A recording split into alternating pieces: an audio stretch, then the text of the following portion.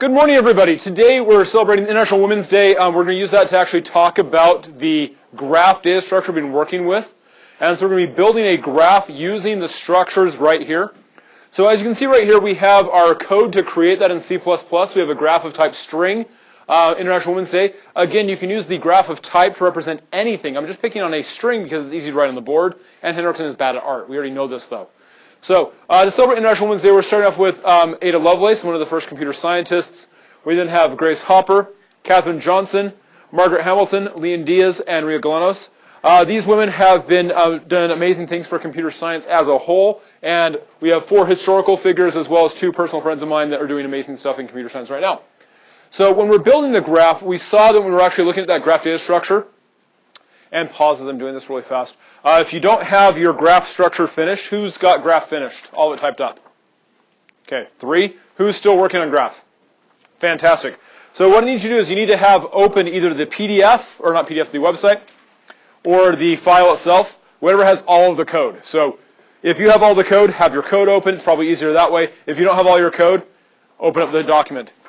New haircut? Fantastic. Okay. All right, so when we're talking about a graph data structure, if I can have someone look at the constructor for graph, what does it build? What happens when we build a constructor for graph? Yeah, Skylar. Okay, so in our graph constructor, it says the vertex count is 0.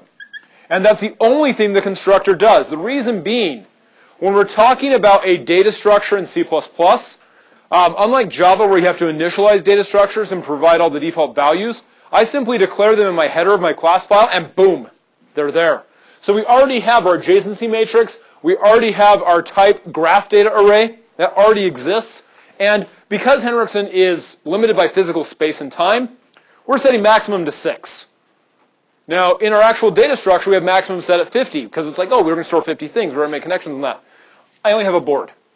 I have a marker. I have me. And I can't do all that at once. So max is set to 6. So that sets the adjacency matrix up as a boolean 2D array from 0 to 5 in columns and 0 to 5 in rows. And we also have our graph data, 0 to 5 right here. Well, let me add that right there. 1, 2, 3. So we have those arrays as well. So we have those 2 different arrays. We have the single data member that's initialized in our constructor because remember in C++, when we're talking about data structures, we don't get, or excuse me, in C++, when we're talking about data types, when I instantiate it, I don't have like, oh, in Java, it's always 0, false, null. C++, it's like, what's the default constructor if it's an object? Oh, what's the default value primitive? Well, I'm going to grab that data set, and in C++, if it's a Boolean, anything that's not 0 is true. Oh, I don't know what that's going to be. Bad stuff. I have no idea what's stored inside this yet. These are our undefined locations. For my objects, whatever the default structure happens to be. If it's a primitive, however, if I was doing a graph of int, it's just, oh, that's the int value of the memory location. That could be anywhere from plus or minus 2 billion. Yeah, we don't want that. No. Okay. So that's why vertex count is explicitly initialized as 0 because we don't have a guarantee about that. Maximum over here, always set at 6. So we have, or actually, not always set at 6. Maximum we're setting at 6 because this is an example. We have our hands and paper. We're doing this on paper as well. So as you were doing this on paper, you want to make sure when you do examples, you actually can actually write it down. Having 50 things is a giant graph. Now, if you have the time for that, that's great and wonderful, but this is an in-class exercise, not the, oh, I'm going to map out some actual big, huge data set. We're doing quick things. So we have right here our data set of graph of type string using famous people in computer science. And our first add right here is Lady Ada Lovelace, and she's our first add to this. When we start off, our vertex count right here has to be less than maximum, so 0 is definitely less than 6. So we're totally good to go. So our first step that we have to do inside our add vertex is great. The next thing we have to do is we have to create a new variable, which is a new vertex count, which gets that value so we can copy it over and use it. So okay, great. So I'm going to assign that into that new vertex count value, and I'm going to use that. Then vertex count is going to go up by 1. So we want to change that value right here. It goes from 0 to 1 because we're adding something to the list. The next step we need to do after we have changed that value is we need to go through and we need to change the adjacency matrix. So the adjacency matrix is how I say who I'm talking to. And when we're building a graph, the first thing we do is we don't have connections. We simply have the vertices. And so I go over here to the adjacency matrix. Remember, it's a Boolean array. And I go to the, starting off at the value I'm working with, in this case 0. And I go to 0 and start at 0 then. And so 0, 0 is 0. So I set that to be false. And then I go to the other direction and I do the backwards one. But on this first one, it's just right here. And again, I have no idea what anything else stored inside this 2D array of Booleans are because, again, when I create this inside my C++ memory, it's, oh, everything that's not 0 is true. So I don't know what's stored in here. So I'm explicitly assigning values to my adjacency matrix to be false because when I first create it, I don't know what's in there. Then, after I've done that, then I take my value and I put it inside my graph data variable, the variable I'm actually storing the information in. And so I add Ada Lovelace to this.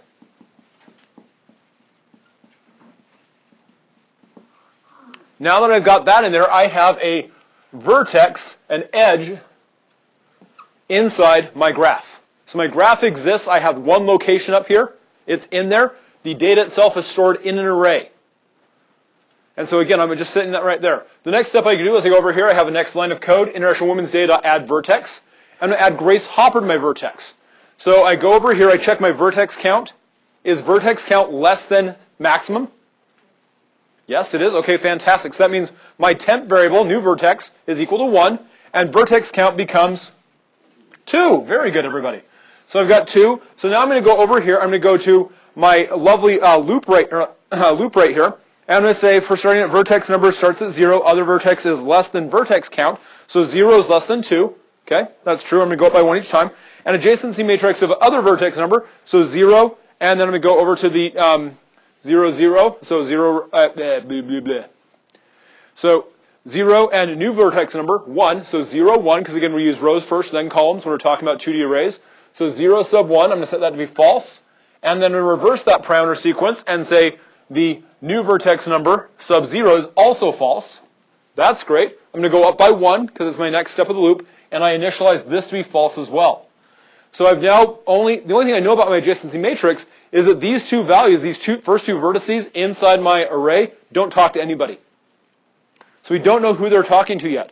Once I've done that, then I take that value of Grace Hopper and I put that into my data structure. So Grace Hopper goes in here. And so I add Grace Hopper to my data structure, and that means I now have a new node over here. I'll put that right there. Grace Hopper 1 is a node that exists inside my graph.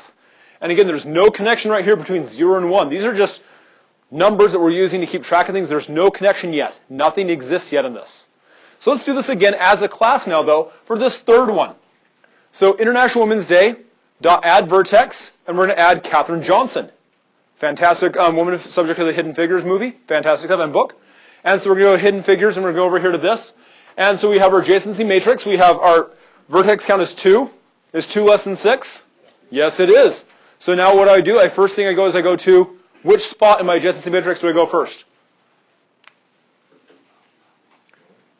2, sub 2, sub 0, and I mark it as false, and then I go to sub 0, sub 2, and then I go to sub 2, sub 0, and I mark it as false, and then it goes up by 1, and 1 sub 2 becomes false, and 2 sub 1, false, and 2 sub 2, false. So I have those lovely here. I then add Ms. Katherine Johnson. And I'm actually writing this out because I can. So it's now inside the storage. And I put 2 over here. My node's in there. Again, no connections exist at this point. We're simply just adding vertices. These are points that have no relationship. So this is not like calculus. These are discrete values inside logic. Okay? So this is more like discrete mathematics, Math 1030. If you're going to see that right there, we're going to see this information. Our fourth one, we have International Women's Day add vertex, and we're add Margaret Hamilton. Computer scientist as well, one of the first female programmers to be represented as a Lego figurine. Good stuff. And so, Margaret Hamilton. So, is 3 less than 6? Yes, it is. Okay, fantastic. So that means my vertex count goes up by 1 to become 4. 3 is my temporary variable. I'm using it for this. I'm then going to go over here, and sub 0, sub 3 becomes false. And then sub 3, sub 0, sub 1, sub 3, sub